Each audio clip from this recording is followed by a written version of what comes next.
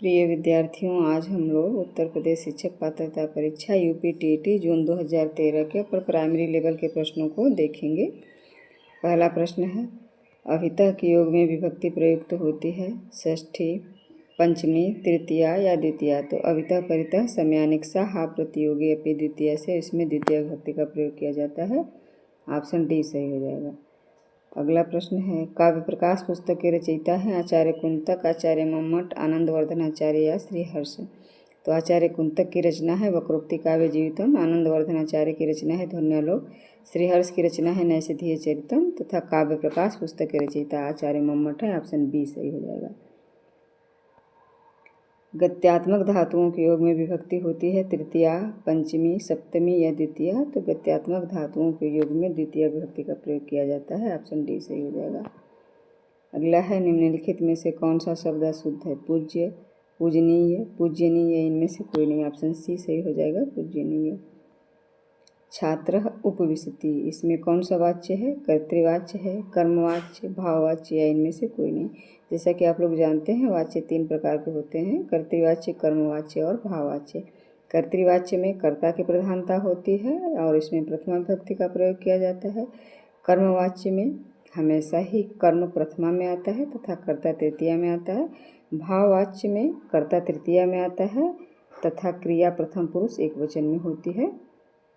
छात्र उपविशति कौन सा वाच्य है? कर्तृवाच्य। ऑप्शन ए सही हो जाएगा।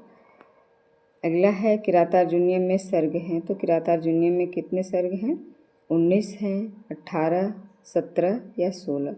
तो 19 सर्गों वाला महाकाव्य है रघुवंशम, 17 सर्ग हैं कुमार संभव में और 18 सर्ग हैं किरातार्जुनीय में। तो ऑप्शन बी सही हो जाएगा, 18 सर्ग।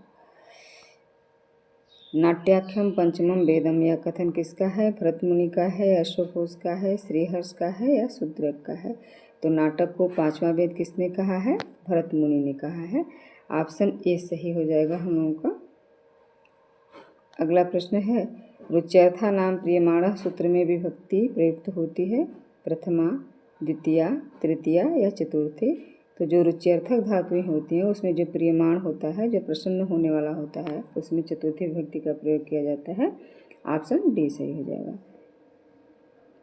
अगला प्रश्न है, नित्य नपुंसक लिंग एक वचनांत समास होता है बहुव्रीहि समास, द्विगु समास, द्वंद्व समास या अव्ययीभाव समास।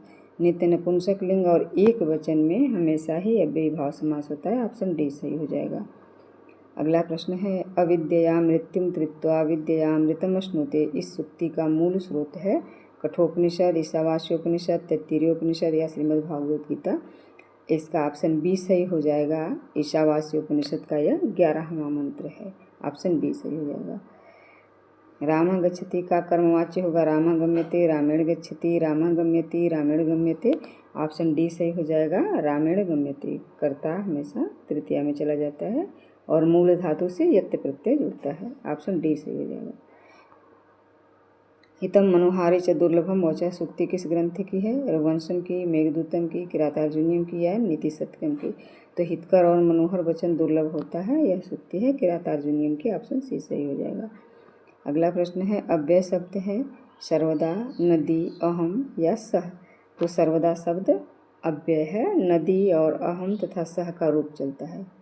कौन सा ऑप्शन सही हो जाएगा? ऑप्शन ए सर्वदा अव्यय पद है। अर्थ गौरव के लिए प्रसिद्ध हैं कौन? भारवी, कालिदास, बाणभट्ट या दंडी। तो भारवी अर्थ गौरवम से जो भारवी हैं अर्थ गौरव के लिए प्रसिद्ध हैं तथा जो कालिदास हैं उपमा के लिए और दंडी पदलालित्य के लिए। कौन सा ऑप्शन सही हो जाएगा? अर्थ गौरव के लिए प्रसिद्ध हैं भारवी। ऑप्शन ए सही हो जाएगा। अगला प्रश्न है, उपमेय और उपमान में अभेद प्रदर्शित किया जाता है उपमालंकार में, रूपक अलंकार में, उत्प्रेक्षालंकार में, अनुप्रास अलंकार में। तो अभेद आरोप किया जाता है रूपक अलंकार में। ऑप्शन बी सही हो जाएगा। जैसे चरण कमल बंदो हरिराई, जाके कृपा पंग उल्लंघ, अंधे को सब कुछ दर्शाए। ऑप्शन बी सही हो जाएगा इसका। तो इसमें हमने 15 प्रश्नों को देखा है। अगले 15 प्रश्नों को हम पार्ट 2 में देखेंगे। तब तक के लिए